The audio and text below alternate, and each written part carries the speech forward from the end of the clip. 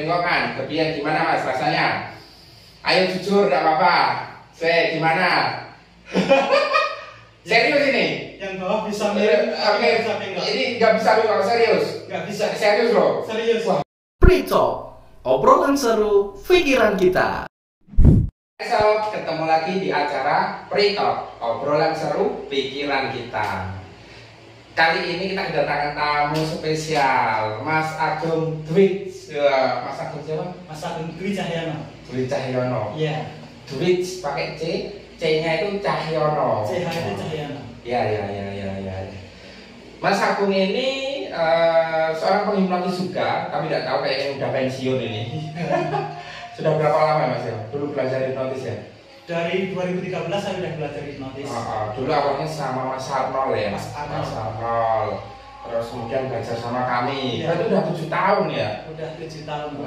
Dulu sering sering nyetrit hipnotis. Iya. Gila-gilaan itu sampai di Bank BI sampai jam 1 malam pernah itu ya? Iya, Motor Grand Astrea dulu. Iya. Sampai apa itu namanya? Tengah malam pulang, bannya sampai bocor dan nonton. Iya. Tengah malam pula. Luar biasa. Sekarang kesibukannya apa Mas? Saya kesibukannya cuma di rumah sambil jualan online saja.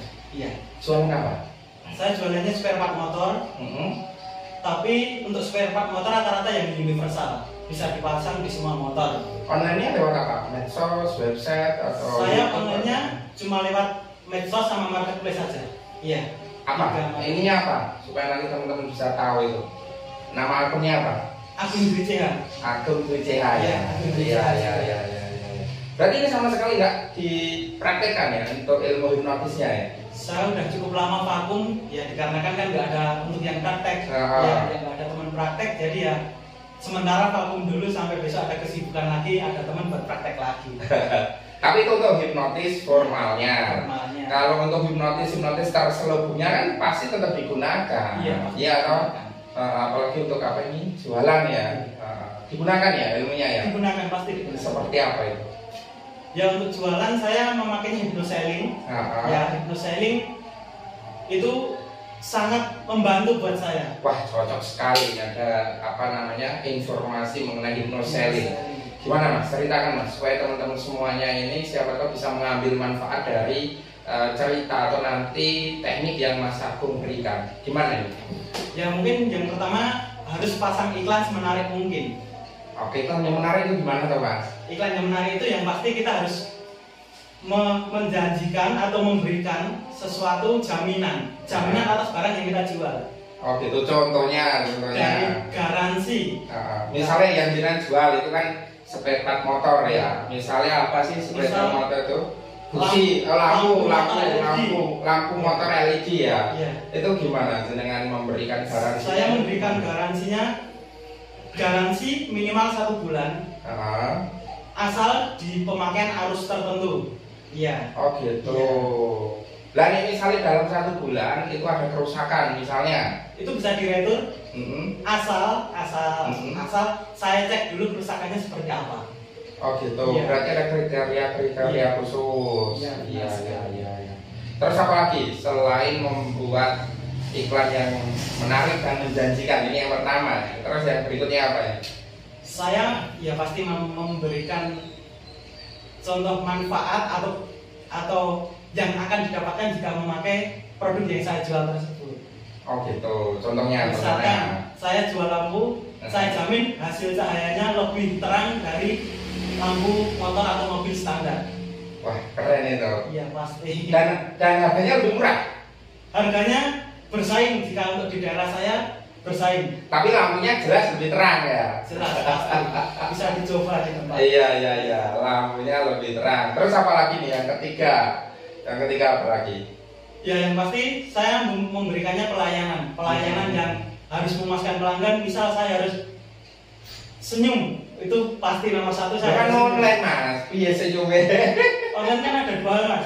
Saya iklannya online, jualnya saya kirim, dan iklan online dijualnya dengan cara COD atau ambil ke rumah. Oh gitu. Ya, jadi nggak selalu saya kirim. Karena saya kan nggak punya toko fisiknya. Saya cuma jualan di rumah. Jadi kalau yang datang ke rumah atau COD pasti saya berikan senyum yang pertama. Itu sudah dihipnotis ya berarti ya.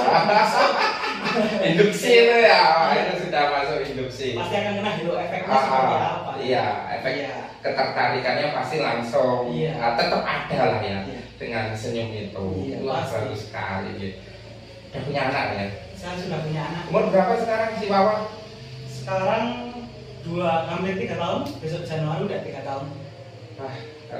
Nggak kerasa wes di anak ya. Tapi dari pengalaman Mas Agung terutama untuk keilmuan hipnotis ini Mas, itu selain untuk jualan, untuk apa lagi Mas? Manfaatnya itu untuk apa lagi? Saya dengan hipnotis bisa lebih mudah untuk mengenal orang lain. Jadi saya tuh kayak cara obrolannya itu bisa dilatih dengan kata-kata yang baik. Untuk yang lebih tua saya harus kata-kata seperti apa, saya menyesuaikan yang seumuran itu harus seperti apa, sama anak kecil saya harus ngomongnya seperti apa. Di situ saya merasakan manfaat hipnotis. Apa ini bisa saya ambil kesimpulan dengan kata lain, jenengan bisa membaca karakter seseorang gitu lewat komunikasi atau gimana? Iya, kalau lewat komunikasi pasti, karena dulu kan saya sering street hipnotis juga sama Mas Andi, sama Sindi juga. Jadi di situ saya belajar gimana wajah seseorang, gimana ekspresi. Sampai membuat orang itu lihat daun seperti uang, membuat orang itu seperti bencong. Seru banget. Seru banget, iya ya. Wah, berarti sekarang keahliannya malah nambah di situ ya, membaca karakter. Coba aku dibaca Mas. Dari komunikasiku atau dari raut wajahku, terserah dibaca. Karena saya udah kenal Mas Andi lama ya. Jadi udah tahu kalau Mas Andi itu orangnya gini, udah tahu. Alah, disebutnya bayar apa-apa. Ya, humble pasti. Kalau dari sikapnya Mas Andi itu, kalau ini ya ini, kalau mau punya target ini ya harus ini. Kejar sampai kalau belum dapat nggak akan berhenti. Itu yang pasti kalau saya kenal Mas Andi seperti itu. Oke, makasih. Mas Andi juga orang yang sangat baik sekali ya. Ya, dan loyalitasnya ini tinggi sekali. Jadi sangat tinggi sekali. Oke, terus jadi gini Mas, ada beberapa orang beranggapan kalau belajar hipnotis terus bisa kan, terus kalau itu nggak praktek lama. Nah, mereka beranggapan kalau ilmu hipnotisnya ini hilang, terus nggak bisa praktek lagi setelah belajar, bisa terus nggak praktek lama. Nah, takut kalau ilmunya hilang. Nah, itu bener nggak nek jenengan? Ini kan jenengan ngalami ya, jenengan ngalami ya. Nah, nek jenengan gimana? Ya kalau menurut saya ilmu itu kalau yang udah dipelajari nggak bakal hilang. Nggak bakal hilang ya, oke. Cuman jika misal seperti saya udah 3 tahun atau berapa tahun nggak praktek, cuma mungkin ngomongnya yang agak canggung untuk perintah, untuk pendekatan, untuk dipening. Iya, dipening ya pokoknya untuk perintahnya itu sedikit canggung.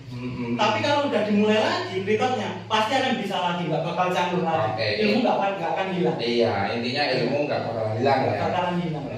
Berarti kalau bisa saya ibaratkan itu seperti misalnya naik motor gitu ya. Naik motor bisa ya toh, udah lincah, tapi sekian tahun misalnya 5 tahun nggak naik motor sama sekali. Pertama kali naik motor setelah 5 tahun nggak naik motor itu pasti juga canggung. Tapi kemampuan naik motornya nggak hilang. Oke, dan tetap bisa naik motor. Iya. Kalau untuk anak-anak dan istri pernah hipnotis nggak ini? Kalau untuk anak mungkin ya sedikit untuk parentingnya. Ya kayak ketika tidur agak dibangunin kita kasih sugesti. Kalau untuk istri mungkin pas dulu waktu pertama kenalan. Wah, lebih sama seperti singgah berarti. Tapi dia dulu nolak. Ya, cuma kan belak-belakan nih. Iya, dulu jangan ditolak Mbak ini Najwa. Nolaknya nyolak hipnotis maksudnya. Oh gitu. Tak kira nolaknya ditembak. Enggak, saya nggak pernah nembak. Saya. Mbak, gimana saya? Ini kita flashback dulu ya. Jangan jadian sama Mbak Najwa itu tahun berapa tuh? Saya dekatnya tahun 2015. Saya itu teman ini ya, Muncak ya? Iya, teman Muncak, teman camping. Teman camping ya. Iya. Gimana dulu ceritanya itu? Ya dulu kenalnya dari Facebook. Ya. Dari Facebook itu membuat grup komunitas di WhatsApp, terus mengadakan kopdar di salah satu pantai di Jogja. Nah di situ camping bareng rame-rame, 30 orang ada. Nah di situ awal kenalnya. Kenal langsung suka gitu atau kenal enggak kenal ya biasa aja, cuma dia itu orangnya murah senyum. Jadi ya chemistry-nya kayak dapet gitu loh. Iya. Terus setelah itu berjalannya waktu. Iya, muncak bareng, camp bareng, lama-lama kayak ada klop, ya udah kita lanjutin buat tunangan. Jadiannya itu saya nggak pakai jadian. Nah, terus yang nembung pertama dulu siapa? Saya, yang nembung. Yang nembak. Nggak ada yang nembak. Nah terus tiba-tiba langsung dia nikah gitu. Langsung dilamar. Iya. Terus keren ini. Dim, rasa gue pacaran Dim, langsung nikah ya Dim. Nah, terus tadi kan katanya waktu mau menghipnotis Mbak Najwa itu ditolak, nggak mau. Itu maksudnya pengen menghipnotis dengan tujuan apa itu Mas? Pertama untuk hiburan saja, untuk seru-seruan saja. Apa sugesti Mbak Najwa? Belum merasa hipnotis, tapi sepertinya enggak. Kalau saya lihat enggak. Tapi kamu malah sugestif loh Mas dulu tapi nggak tahu sekarang sugestif atau enggak sekarang? Sekarang nggak tahu sih, sudah lama nggak hipnotis Mas. Coba sortir, tak coba ya? Iya. Nggak boleh pura-pura loh, harus jujur. Oke, tarik nafas yuk. Musam pelan mulut. Oke, bagus sekali, tarik nafas. Musam pelan mulut. Oke, fokus pada jari telunjuk Mas Agung. Ya, dan sekarang bayangkan, imajinasikan jari telunjuk Mas Agung saya kasih paku besi yang sangat kuat, kaku dan keras sekali. Semakin Mas Agung berusaha untuk membengkokkan atau menekuk jarinya, justru semakin kaku, semakin keras, dan semakin sulit dibengkokkan. Semakin tidak percaya, semakin nyata kalau jari Anda sekarang menjadi paku besi yang sangat kuat, kaku, dan keras sekali. Dalam hitungan ketiga coba dibengkokkan pelan-pelan, tapi kalau tidak bisa jangan dipaksa karena sakit dan kaku nanti. Tapi kalau bisa ya nggak apa-apa. 1, 2, 3, dibengkokkan pelan-pelan, tapi kalau nggak bisa jangan dipaksa. Dibengkokkan. Kebiasaan gimana Mas rasanya? Ayo jujur, gak apa-apa. Gimana? Serius ini? Yang bawah bisa mirip. Oke. Ini gak bisa loh, serius. Gak bisa. Serius loh. Serius. Wah, berarti kamu masih sugestif Mas. Udah normal. Ini serius. Wah, berarti masih sugestif loh. Mungkin udah lama sih Mas. Sudah lama loh ya. Aku ingat sekali waktu jenengan dulu hipnotis sama Pak Temon itu. Iya. Mau jadi apa itu kepala ini ya? Dari partai ketela ya. Sama Mas ini partai apa itu? Partai Jagung atau apa saya lupa itu. Oke, kita kembali lagi ke obrolan tadi. Tadi kan kalau aku mau menghipnotis istri nggak mau ya. Nah, kalau menghipnotis atau menghipnoterapi anak gimana? Menghipnoterapi anak. Menghipnoterapi anak ya kayak yang pernah saya pelajari ya cuma di saat tidur. Saat tidur agak dibangunkan agar setengah sadar, terus dibisikin, nah jadi anak yang baik, yang cerdas, yang nurut dengan orang tua, yang selalu sehat dan bahagia. Ya mungkin setiap harinya cuma seperti itu. Dan itu ada perkembangannya? Kalau menurutnya ya. Iya. Soalnya dulu Tia juga saya hipnoterapi menggunakan hipnosis seperti ini. Iya. Kan Tia dulu punya fobia sama ini badut dari gitu. Dan akhirnya sembuh kan. Saya lakukan secara berulang-ulang sembuh. Jadi gitu. Tapi Wawa sehat ini ya, alhamdulillah sehat. Perkembangannya sudah sehat ya. Di Jogja ya berarti ya. Masih di Jogja. Iya. Terus apa lagi nih yang pengen diceritakan Mas Agung ini apa ini? Dari pengalaman hidupnya, nggak harus tentang hipnosis atau hipnoterapi, yang lainnya juga boleh. Pengalaman hidup ya banyak sih Mas. Ya kalau yang dihipnotis mungkin saya lucu aja kalau lihat video-video saya yang dihipnotis dulu itu kayak nggak bisa ya saya kayak gini, berkelakuan kayak gini. Jadi orang yang sugestif itu gimana sih Mas rasanya? Kalau seperti saya kan moderat ya. Saya gampang-gampang susah, jadi saya nggak bisa untuk hipnotis hiburan, itu nggak bisa. Misalnya dihipnotis terus saya disugesti lupa dengan nama saya sendiri, itu nggak bisa. Tapi jenengan kan dulu bisa ya. Iya. Nah itu rasanya gimana sih Mas? Rasanya kayak saya habis kerja, kerja berat sekali, kerja berat, terus capek saya pulang. Saya pulang mandi terus tiduran. Rasanya itu kayak melayang, jadi setengah mimpi, setengah sadar. Jadi saya itu bingung, saya mimpi apa sadar? Mimpi apa sadar? Iya. Oh gitu. Dan itu tidak bisa menolak. Kalau menurut saya itu wajar, saya nggak bisa nolak. Tapi kalau menurut saya yang aneh-aneh, suruh buka baju, ngapain tiduran nggak suruh buka baju? Oh iya. Dan dulu seperti waktu Mas Agung dihipnotis, ya, menjadi ini apa namanya wakil kepala daerah, ya, dengan partai ketela atau apa itu, lah itu rasanya gimana? Jadi di pikiran Mas Agung itu yang ada ya tentang gambaran kepala daerah atau gimana? Bahkan jangan ini loh, pola tingkahnya memang mirip loh Mas. Apa saya nyaloni aja?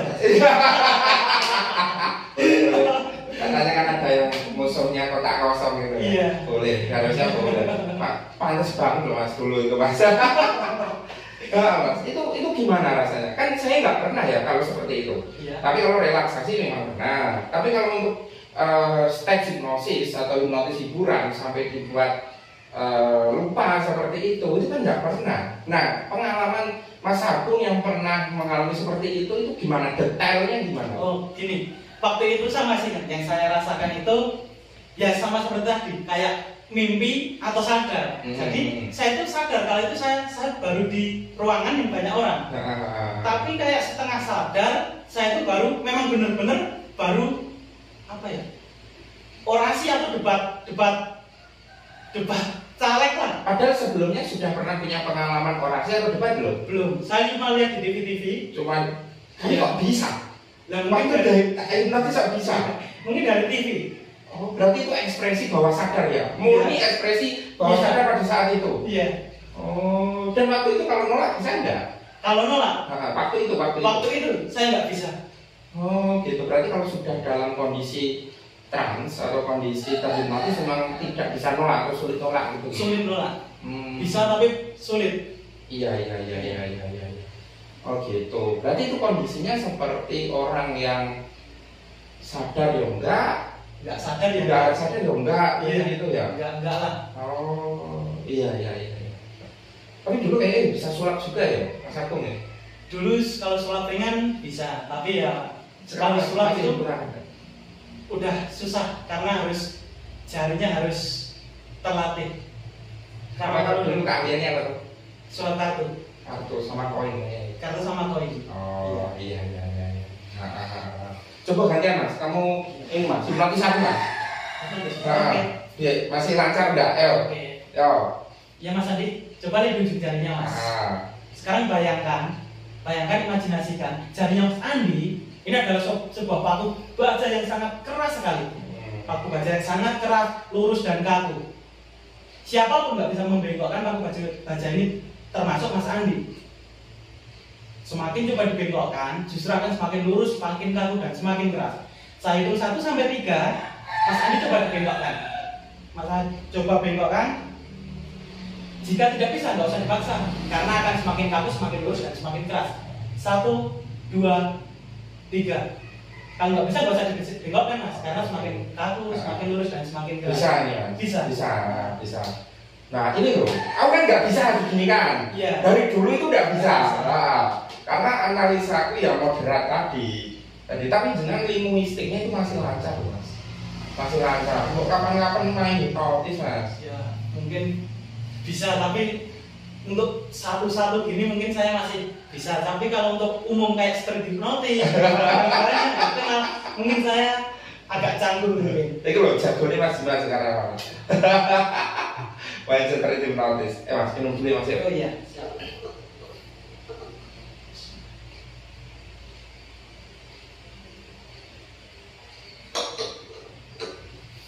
Apalagi nih yang paling pengen diceritakan, apalagi saya malah tertariknya itu sama hipnosisnya tapi untuk penjualan tadi. Karena saya juga mempelajari beberapa teknik untuk penjualan tersebut, sehingga membuat calon pembeli itu mudah tertarik dengan kita. Tapi ada yang beranggapan Mas, itu kalau hypnoselling atau untuk penjualan ya, yang namanya transaksi jual beli itu kan sama-sama suka Mas. Iya. Nah, kalau kita menggunakan teknik hypnoselling itu kan seolah-olah ada anggapan memaksa. Nah, memaksa dari pihak calon ini pembeli supaya menjual. Nah, menurut Mas Agung gimana? Jadi kalau ada anggapan seperti itu gimana? Kalau untuk hypnoselling, misalnya saya tadi jualan lampu. Kalau yang menghubungi saya otomatis tertarik. Pasti butuh. Nah, di situ kita tekankan, kita perjelas gimana caranya untuk pemasangan, terus kayak keunggulan produk tersebut. Misal kita tanya dulu, Mas, emang motornya apa? Ini Mas. Lah kenapa Mas? Kok tertarik? Wah, lampu saya itu kayak kurang terang ya Mas, tapi saya belum punya uang. Ada yang kayak gitu juga Mas. Ya ada ya. Nah, terus kalau dia seperti itu gimana? Gini Mas, jadi kita kasih harganya, jika misal kita jual harga dengan 1 juta, 1 juta, jadi kita jual 1.100.000. 1.100.000, bilang aja, Mas, ini manfaatnya gini. Jika Mas ambil ke tempat saya kasih potongan 100.000. Terus? Kalau untuk kirim, saya free-in ongkir. Ongkos kirim saya gratiskan. Tapi alangkah baiknya ke sini, dicoba. Jika ada nggak cocok atau kecewa saya dengan barangnya, nggak usah dibayar. Nah, mungkin itu salah satu strategi saya. Iya, berarti tetap ada value kan, yang membuat si calon pembeli ini tetap suka dan mendapatkan manfaat dari barang yang dijual, jadi gitu. Iya. Nggak bisa tiba-tiba orang nggak minat apa-apa terus beli. Nah ini bagus sekali Mas. Bisa. Nah mungkin ini juga bisa meluruskan pemahaman untuk teman-teman semuanya. Jadi yang namanya hypnoselling itu tetap ada yang namanya value atau keuntungan atau nilai lebih yang bisa didapatkan oleh si calon pembeli. Jadi tidak melulu atau tidak tiba-tiba ketika menggunakan teknik hypnoselling ini si calon penjual dari pihak manapun tiba-tiba beli, meskipun itu tidak ada kemauannya, tidak ada value-nya, tiba-tiba beli. Nah bukan yang seperti itu, bukan ya. Jadi tetap kita menawarkan value, kita menawarkan kebermanfaatan barang yang kita jual, sehingga si pembeli juga puas dengan barang yang kita jual. Oke, bagus sekali Mas.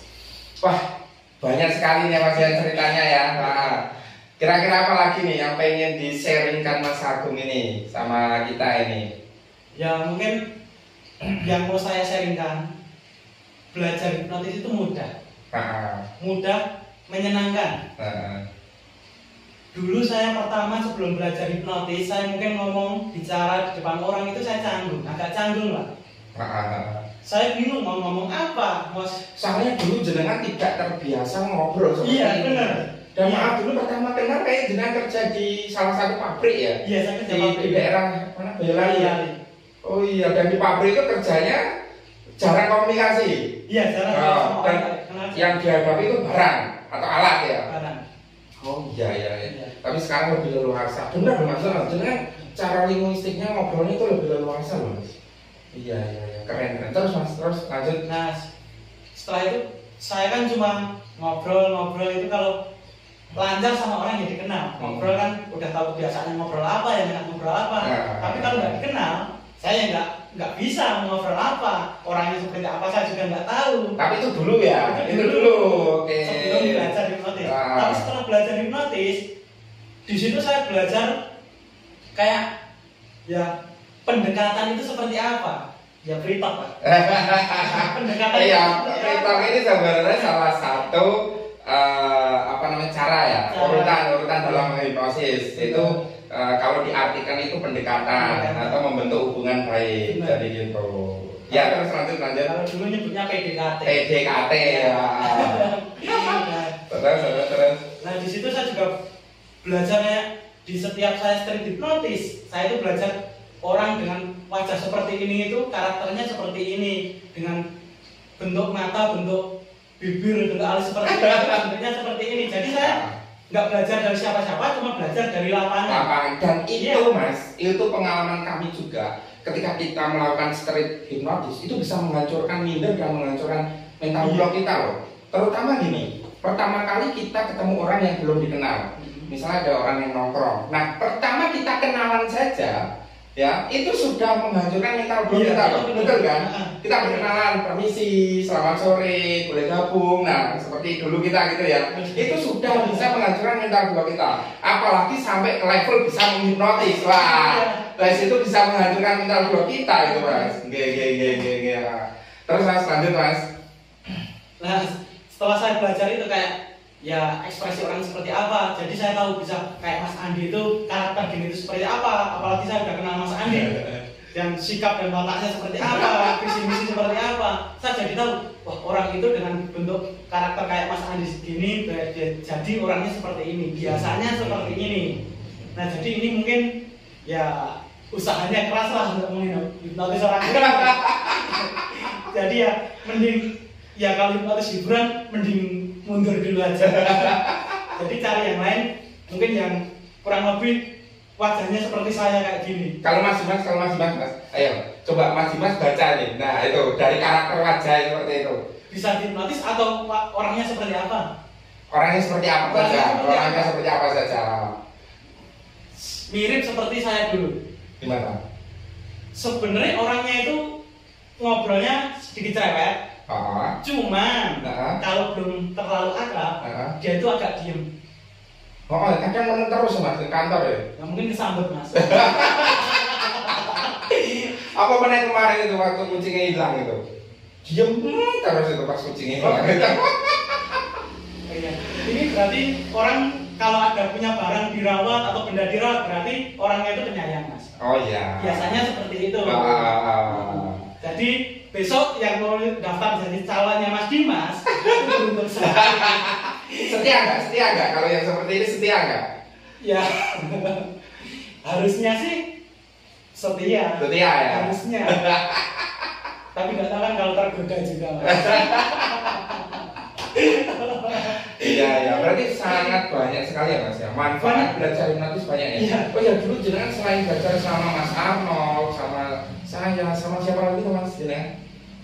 Kalau yang resmi itu, tapi kan dulu cuma ketemu Mas Obe di pelatihannya. Oh ya. Solo atau gimana? Mas Obe. Kalau Mas Fuad. Mas Fuad dulu pernah ya? Belajar apa kalau sama Mas Fuad? Kalau Mas Fuad cuma kumpul-kumpul kayak ekspresi lah. Oh mikro ekspresinya? Iya. Belajar taruh juga ada? Enggak, saya dulu nggak sempat belajar taruh. Dulu kayak kita pernah main ke tempatnya Budi siapa itu? Budi Emon. Budi Emon dulu ya? Iya, dulu ditaruh. Kita ditaruh gitu ya? Oh iya ya. Terus apa lagi Mas? Selain belajar hipnotis, apa lagi? Pengembangan diri yang lain apa? Kayak mengelola emosi. Wah gimana itu Mas? Wah menarik ini ya. Gimana ya mengelola emosi itu jadi gimana ya? Jadi misal ada orang, Mas bisa hilangkan marah saya nggak Mas? Terus? Saya itu sering marah-marah ya Mas. Nah, saya nggak bisa. Saya dulu juga itu gampang marah. Tapi nggak sampai banting-banting gelas piring itu enggak. Aku rata ngerti dengan marah loh. Iya. Dulu kan pertama langsung kena hipnosis Mas. Jadi mulai belajar. Jadi sebenarnya marah itu nggak boleh dihilangkan kan Mas. Oke ya. Marah itu harusnya dikelola. Biar kita bisa menempatkan kita harus marah. Kapan kita nggak marah. Jadi kita harus bijak lah dalam marah itu kapan dan apa saja marah yang boleh dan nggak boleh dilakukan. Oke. Jadi mengelolanya gimana itu Mas? Tadi kan disebutkan caranya itu kapan kita bisa menempatkan atau melampiaskan marah dan kapan kita harus bisa mengendalikan marah. Nah itu mengelolanya bagaimana maksudnya? Detailnya, spesifiknya itu gimana? Ya mungkin lebih ke kesadaran diri. Jadi misal contoh saja biar mudah dimengerti. Ya, misal saya marah karena barang saya hilang. Misal barang saya hilang saya taruh di meja depan rumah saya.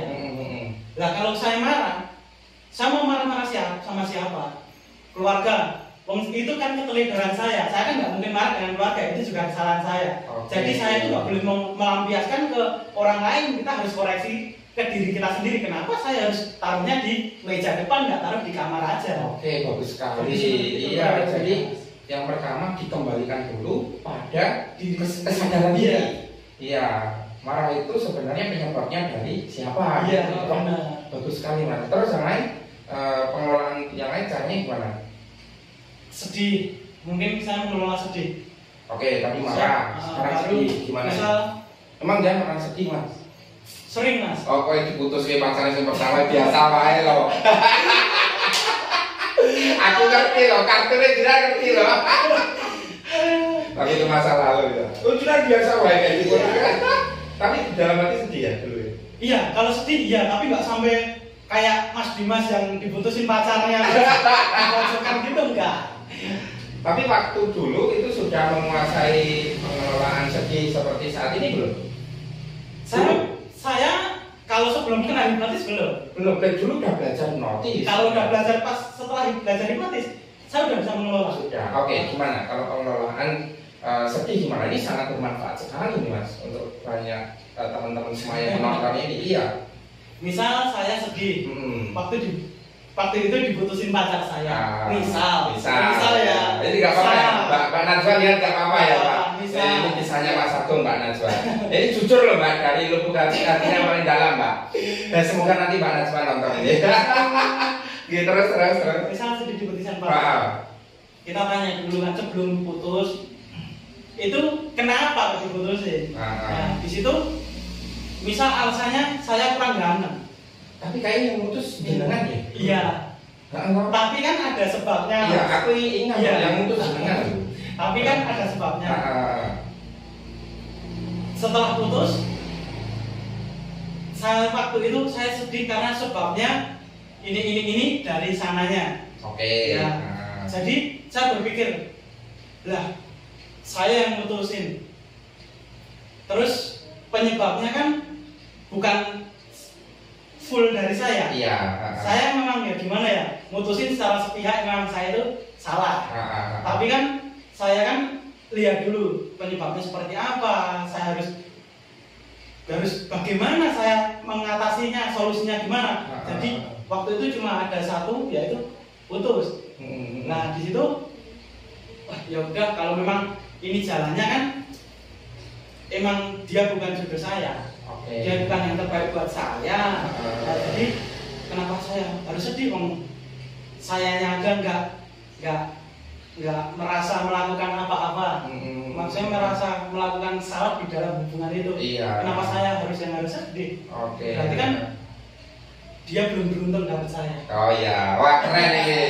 Itu banyak loh Mas, klien kami yang mengalami demotivasi, move down karena urusan asmara itu banyak sekali. Nah mungkin pengalaman Mas Agung ini bisa di-share kepada teman-teman, terutama bagaimana mengelola sedih itu supaya tidak merusak diri sendiri. Ya, jadi gitu. Jadi kan banyak kasus yang asmara ini, tidak hanya yang sedang pacaran, yang sudah menjadi suami istri, diselingkuhi, kemudian move down, kemudian sakit hati, itu banyak loh Mas.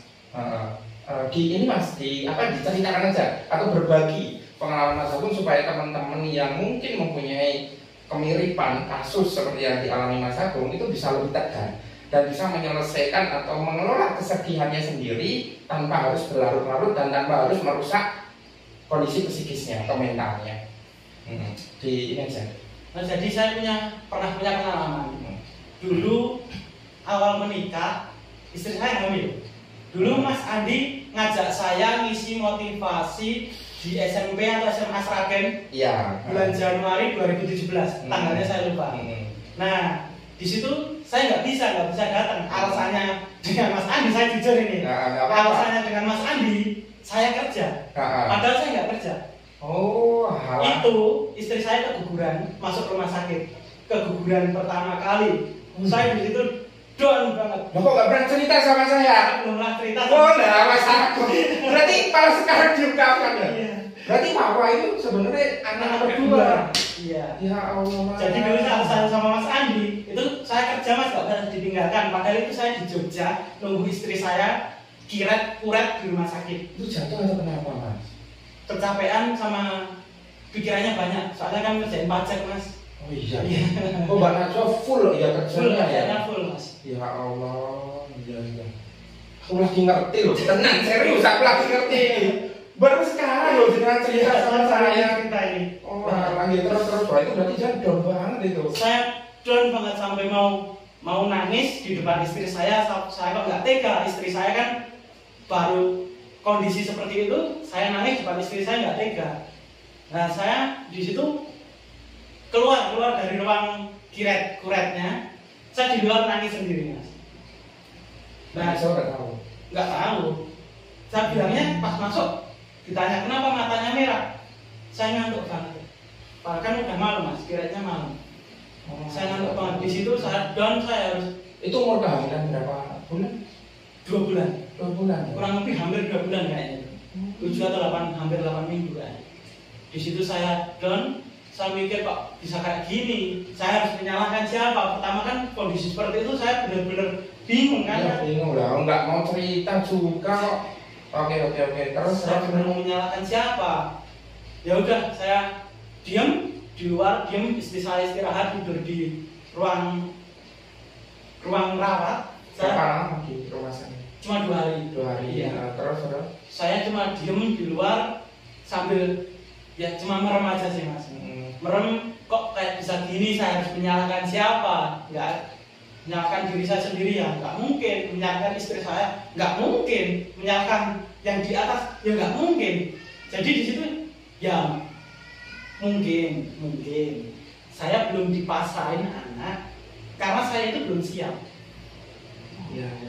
Nah jadi saya di situ berarti mungkin saya belum dipaksain anak karena mungkin saya belum siap untuk mendidik anak. Jadi saya kalau saya seperti ini terus, nanti saya pasti akan pikiran saya jalan terus, pasti saya akan sakit. Yang terkena sakit pasti di dalam mas, ya kan? Ya. Penyakit apapun dari dalam, dari pikiran, itu sumbernya dari pikiran.